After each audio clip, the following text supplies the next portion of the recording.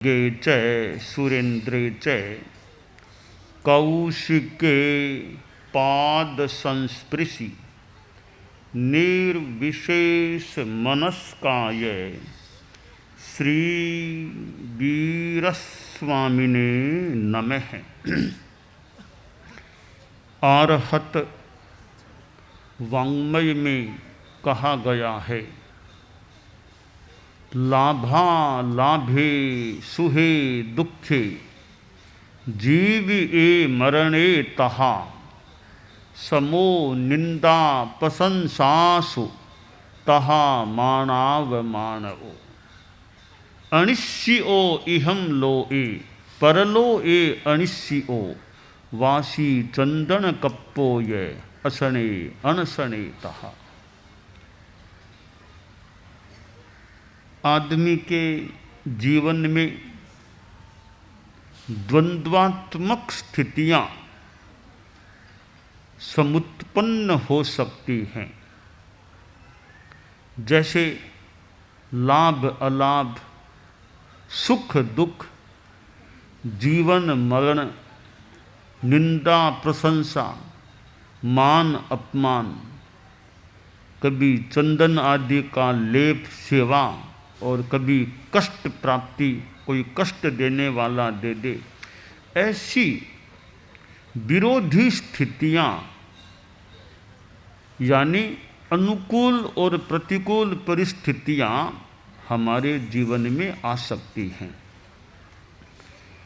सामान्य आदमी के जीवन में भी आ सकती हैं, और जो बड़े लोग या महापुरुष संज्ञा को प्राप्त हो जाते हैं, महापुरुष कहलाते हैं, उनके जीवन में भी विरोधी परिस्थितियां स्थान ग्रहण कर सकती हैं। अध्यात्म की साधना जो बहुत बड़ी अच्छी साधना होती है, आत्म कल्याण की साधना होती है, जन्म मरण के चक्र से मुक्ति प्राप्ति की साधना होती है, वहाँ समता रखना साधना होती है। अनुकूलता में ज़्यादा खुशी, ज़्यादा हर्ष न हो, और प्रतिकूलता में मन मुरझाए नहीं, मन रूपी फूल म्लान न हो। मध्यस्थता की स्थिति, न हर्ष और न शोक। यह जो आर्षवाणी है, समो सम रहना, छोटा सा सूक्त है आगम का। समया धम्म मुदा हरे मुनि समता धर्म। साधु के जीवन में भी परिस्थितियां आ जाती हैं, आ सकती हैं। साधु गोचरी के लिए जाने के लिए एक कदम बाहर रखा कि वर्षा आ गई। इतनी देर तक वर्षा चली कि 2, 3, 4 घंटे बीत गए। साधु वापिस उपाश्रय में आ गया, गोचरी के लिए नहीं जा सका। भूख संतों को लग रही है, पर आहार की भावना बाने वाले लोग भी बहुत हैं, आसपास घर भी हैं, लोग अडिग रहे हैं कब महाराज गोचरी आए। परंतु वर्षा की स्थिति है, 100 मीटर में 5-7 घर हैं, परंतु वर्षा के कारण आहार उपलब्ध है, आहार बहराने वाले उपलब्ध हैं, पर आहार ग्रहण करने वाला वह उपाश्रय में है, जा नहीं पा रहा है, भूख लगी हुई है। तो अनशने असन नहीं मिला, उसमें भी समता, तवोत्ति अहिया से सहज तपस्या हो रही है। तो एक श्लोक आता है संस्कृत में, लभ्यते लभ्यते साधु साधु एव न लभ्यते, अलब्धे तपसो वृद्धिर लब्धे देहस्य धारणा। कि साधु को भोजन मिल जाए, मानो मौसम हो ठीक है, गृहस्थों के घर भी हैं, भावना बाने वाले हैं, साधु जाए, अच्छा भोजन मनोज्ञ चीज़ें, और गृहस्थ बढ़िया से बढ़िया जो घर में चीज़ है वो मान लो साधु को बहराने के इच्छुक हैं, और वह वस्तु मिल भी जाए तो मिल गई, अच्छी बात है, साधु को भोजन मिल गया। कभी भोजन न मिले, वर्षा आदि के कारण या घर आसपास नहीं इस कारण न मिले, श्लोककार ने का न मिले तो भी ठीक है, मिले तो भी ठीक है और न मिले तो भी ठीक है। तो प्रश्न होता है दोनों ठीक कैसे हुए? मिल जाए तब तो ठीक है, न मिले आहार तो ठीक कैसे हुआ? सापेक्ष बात हो सकती है। तो कवि ने अपनी ओर से उत्तर दिया है कि अलब्धे तपसो वृद्धि ही, अगर आहार नहीं मिला तो साधु के तपस्या हो गई, तपस्या का लाभ हो गया, उनोद्री हो गई, उपवास हो गया, तपस्या हो गई। तो आहार नहीं मिला तो ठीक है, तुम्हारी तपस्या हो गई, वो निर्जरा का लाभ है। मिल जाए तो देहस्य धारणा, अगर मिल जाए तो शरीर को पोषण मिल जाएगा, वो भी ठीक है। तो आहार न मिले तो भी ठीक है, मिले तो भी ठीक है। सबसे बढ़िया ज़्यादा ठीक मान लें साधु समता में रहे, यह सबसे ज़्यादा ठीक बात हो सकती है। तो लाभ अलाभ में समता रहे, ऐसा नहीं साधु यह कामना करे वर्षा रुक जाए, वर्षा रुक जाए, वर्षा रुकने की भी कामना नहीं करनी चाहिए। वर्षा आए न आए, रुके न रुके, साधु को इच्छा नहीं करनी चाहिए कि वर्षा आ जाए, इच्छा नहीं, वर्षा रुक जाए, कोई इच्छा नहीं, बस समता। जो प्रकृति में हो रहा है, वर्षा का आना अथवा न आना, साधु उसमें समता भाव रखे। तो लाभ अलाभ में समता, सुहे दुखे, सुख और दुख में समता। सुख कैसे? अब शरीर में बिल्कुल साता है, एकदम आनंद है, शांति है, कहीं दुख, शरीर कहीं दुखता नहीं, कोई तकलीफ नहीं, आराम से आदमी काम कर सकता है, तो खूब साता है।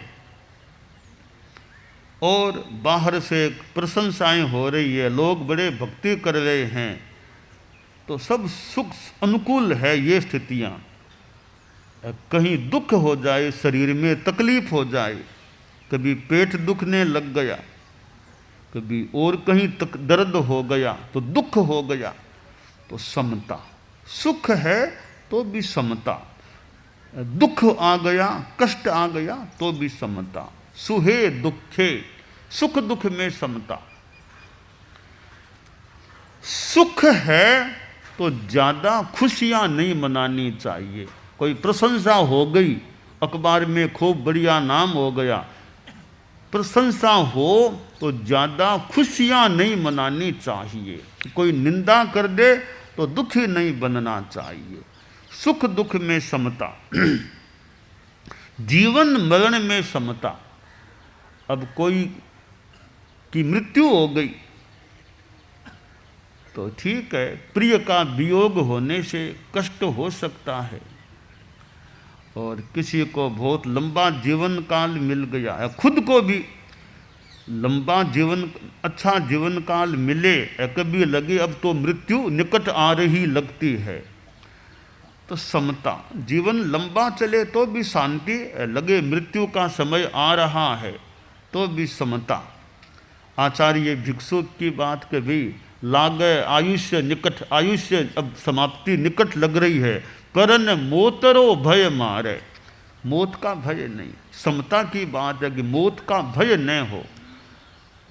तो जीवन मरण में भी समता, निंदा प्रशंसा में समता। मान अपमान कोई कर दे, आप लोगों के कई मान सम्मान वो मोमेंटो भेंट करते हैं, कोई दुपट्टा ऐसा पहना के सम्मान करते हैं, वो सम्मान हो गया। बाई चांस कोई अपमान कर दे कि उठो यहाँ से, कहाँ बैठे हो, अपमान हो जाए, दोनों में समता। सम्मान है तो भी समता, अपमान भी कोई हो जाए तो भी समता।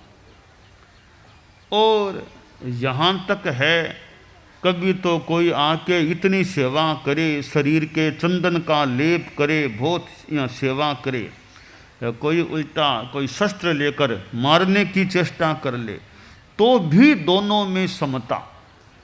चंदन का लेप करे तो भी समता, कोई शरीर को काटना शुरू कर दे तो भी द्वेष नहीं, आक्रोश नहीं। सुरक्षा तो की जा सकती है, फिर भी द्वेष नहीं, गुस्सा नहीं, शांति समता रखना।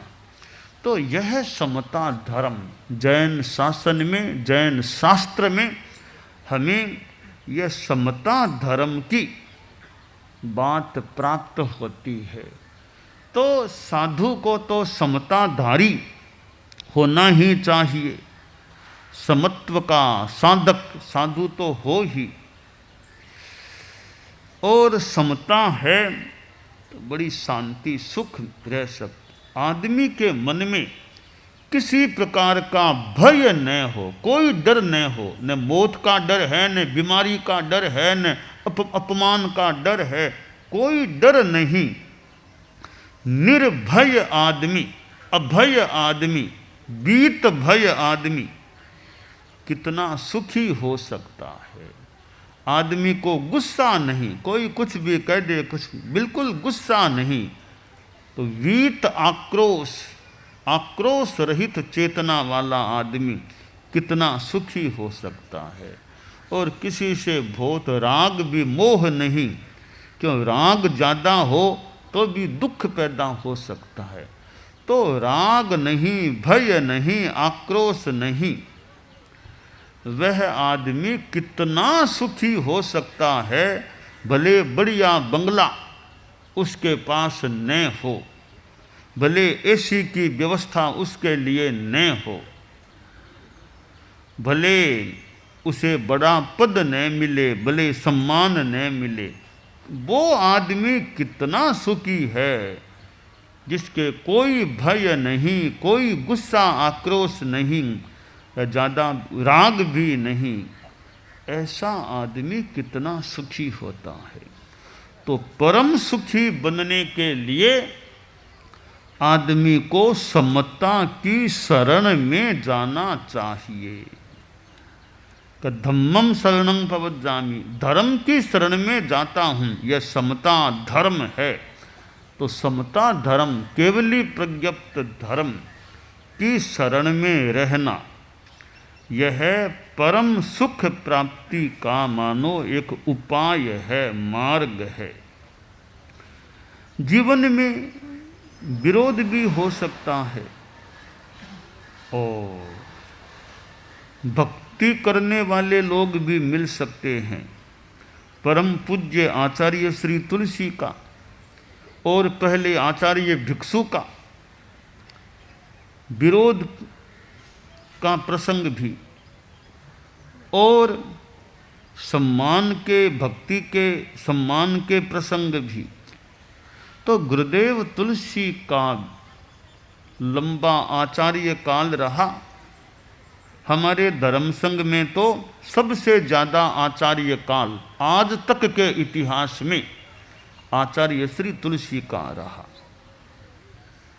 सबसे छोटी उम्र में आचार्य बनने वाले हमारे धर्म संघ में 11 पीढ़ियों में आचार्य श्री तुलसी थे। सबसे कम उम्र में, सबसे छोटी उम्र में, करीब 22 वर्ष की अवस्था में वे आचार्य बन गए थे। तो और सबसे ज़्यादा दूरी की यानी दक्षिण भारत की यात्रा करने वाले और कोलकाता पधारने वाले सबसे पहले आचार्य गुरुदेव तुलसी हमारे धर्म संघ में हुए। बॉम्बे सबसे पहले पधारने वाले हमारे धर्म संघ की आचार्यों की श्रेणी में सबसे प्रथम आचार्य श्री तुलसी थे। दो बॉम्बे आचार्यों में सबसे पहले पधारे थे। तो आचार्य श्री तुलसी ने कितना विहार किया है और कितना कार्य भी अनुव्रत आदि के संदर्भ में किया है। तो कितनों को दीक्षाएं उन्होंने दी है, तो उनका विरोध भी हुआ है। धर्म संघ के भीतर से भी विरोध हुआ और बाहर से भी विरोध हुआ। मानो अपने वालों से भी थोड़ा विरोध मान लें, जो बाहर के लोग उनसे भी विरोध। तो जीवन में विरोध भी आ सकता है। और यूँ मान सम्मान भी कितना मिला, कितने सम्मान भी मिले। संघ के द्वारा भी सम्मान, युग प्रधान आचार्य के रूप में गुरुदेव तुलसी का सम्मान, तो सम्मान भी हुआ। तो सम्मान अपमान में सम रहना, यह समता की साधना। आप लोग गृहस्थ हैं, छोड़ दें साधुओं की बात, उनका तो जीवन मान लें, एक विशेष साधना के लिए मान लें, छोड़ दें उनकी बात। आप लोग जो गृहस्थ हैं, उनके जीवन में भी ये विरोधी स्थितियां आ सकती हैं। उनमें कैसे समता भाव रखना, शांति समता। कभी आपके आर्थिक स्थिति बहुत उछाल मार ले, बहुत अच्छी हो जाए, बहुत अच्छी कमाई हो जाए, बहुत अच्छी, और जीवन में ऐसे दिन भी आ जाएं कि जो इतना ऊंचा था वो नीचा, ग्राफ ऊपर था वो आर्थिक दृष्टि से नीचे आ गया। एक समय में आदमी इतना आर्थिक दृष्टि से मजबूत बन जाता है, इतना प्रभावशाली बन जाता है, लोग पीछे घूमते हैं उनके। ओहो, सेठ साहब आए, बहुत बड़े आदमी आए हैं। परंतु एक बात और है, केवल पैसा होने से लोग पीछे घूमे, कितना घूमे, वो पैसे का विसर्जन कितना करता है, त्याग कितना करता है, या दान कितना करता है, वो भी साथ में बात है। लोग ऐसे ही पीछे नहीं घूमते हैं, लोग भी सोच के पीछे घूमते होंगे कि आखिर आदमी कुछ करता है या नहीं। आदमी दूसरों के लिए कुछ करने वाला हो, प्रभाव हो करने, तब तो लोग भी पीछे। दूसरों के लिए कुछ नहीं करता, एक दो बार लोग चले भी गए, फिर सोचेंगे क्यों जाएं, हमें मिलता क्या है, पीछे क्यों घूमें। तो जीवन में कभी इतनी आर्थिक स्थिति अच्छी हो सकती है गृहस्थों के कि समाज में अंगुली पर गिने ऐसे नामों में उनका नाम। हमारे गांव में तो सबसे धनाढ्य हमारे समाज में तो ये हैं, इतना नाम हो जाए। फिर कई बार जीवन के कुछ वर्षों बाद ऐसा घाटा, ऐसी स्थिति आती है कि वहाँ थे वो बहुत नीचे आ गए। तो ऐसी स्थितियां आप गृहस्थों के जीवन में आ सकती है। तो उनमें भी मानसिक संतुलन, समता भाव रहे कि स्थिति थोड़ी गड़बड़ा गई तो बहुत दुखी नहीं बनना चाहिए, मानसिक व्यथा ज़्यादा नहीं होनी चाहिए। ठीक है, स्थिति आ गई तो आ गई। तो यो समता रखने। अब परिवार में कभी कोई बीमार हो जाए, 1 2 3 बीमार हो गए, आ गई स्थिति, प्रतिकूल स्थिति मान लो आ गई, तो वहाँ भी मानसिक संतुलन, समता। कई बार जिंदगी में एक साथ समस्याएं, 2 3 4 कठिनाइयाँ, मुसीबतें एक साथ आती है। घर में कोई बीमार हो गया, इधर आर्थिक समस्या हो गई, इधर समाज में भी इज्जत कम हो गई। कई स्थितियाँ एक साथ आसपास में आ सकती हैं। तो मानो परीक्षा, एक साथ परीक्षाएं ली जा रही है, कल्पना कर लें। उस परीक्षा में भी आदमी शांति, समता और सफल होने का प्रयास करे कि ये परिस्थितियां, कोई कर्मों का योग जो भी है, उसमें समता से सहन करूं, सम भाव रखूं।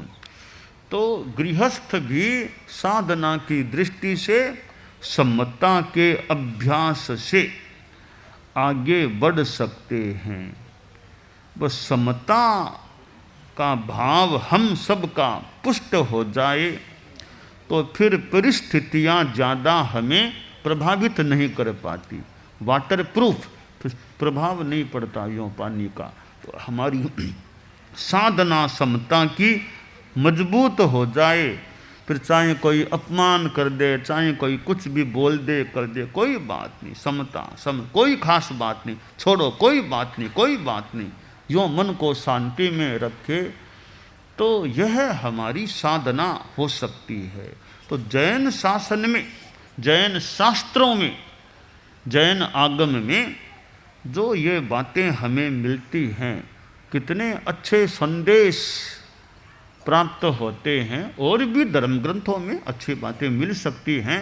हम चूँकि जैन आगमों से ज़्यादा संपृक्त हो सकते हैं तो हमारे जैन आगमों में भी कई अच्छी अच्छी बातें, अच्छे पाठ हमें मिलते हैं। का अरई के आनंदे इत्थम्पि अग्रहे चरे। वे क्या अरति, क्या आनंद, अग्रहण, हर बात को दिमाग में बिठाओ मत। स्थिति आ गई तो आ गई, मन को शांति में रखो। वरना आदमी कभी डिप्रेशन में चला गया, कभी कुछ हो गया, तो अपनी समता रखें, डिप्रेशन जैसी स्थिति न बने, शांति रखें, सहज आनंद में रहने का प्रयास करें। सहजे सहजे सहजानंद, वो सहज आनंद में रहें। परिस्थितियों वाला आनंद मिले न मिले, सहज आत्मिक आनंद हम रखने का या आनंद में रहने का प्रयास करें। तो यह हमारा मानव जीवन है, इसमें हम अध्यात्म की साधना में आगे बढ़ने का प्रयास करें।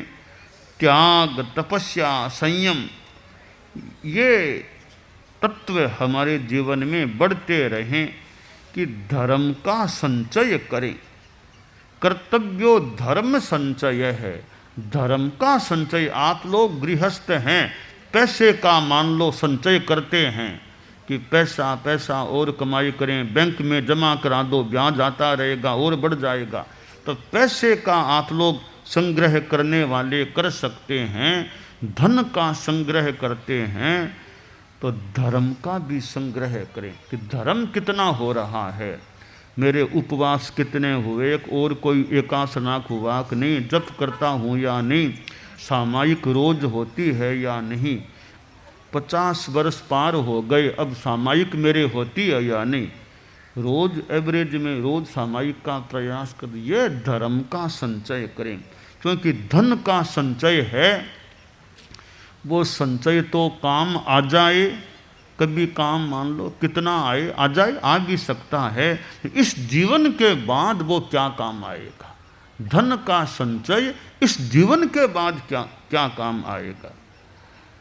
तो धर्म का संचय है, वो आगे भी धर्म का प्रभाव इस जीवन के बाद भी काम आ सकेगा। इसलिए धन का संचय करने का कोई निषेध नहीं है।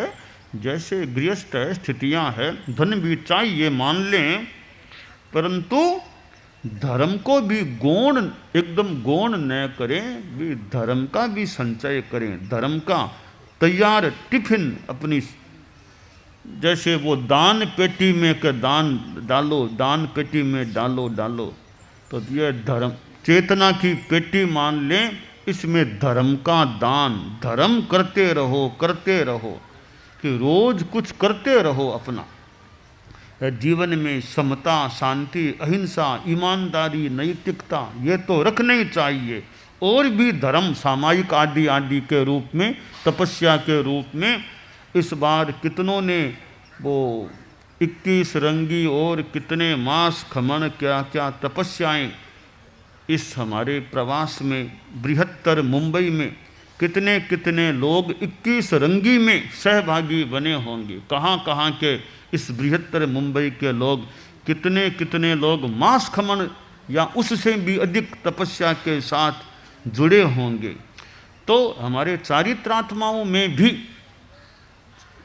इस मुंबई के या बृहत्तर मुंबई के प्रवास में चारित्रात्माओं ने भी अपने ढंग से कितनी तपस्या की है। कोई एकांतर करते हैं, कोई वर्षीय तप, जैसा भी यह क्रम चारित्रात्माओं में भी चलता है। तो यह सब धर्म का संचय होता रहे कि भी मैंने जीवन में मांस खमन किया है, मैंने इतनी अठाइयाँ की है, यह हमारी एक मानो संपत्ति हो रही है ना कि मैंने ये इतनी तपस्याएं की हैं। तो यों गृहस्थ भी अपने जीवन में सामायिक एक पौषध एक त्याग तपस्या जितना हो सके, जप आदि आदि, साधु संतों की सेवा उपासना, प्रतिदिन व्याख्यान सुनना, ऐसी धर्म की चीज़ें हैं, उनका संचय संग्रह करने का प्रयास करें, जो संग्रह आगे भी काम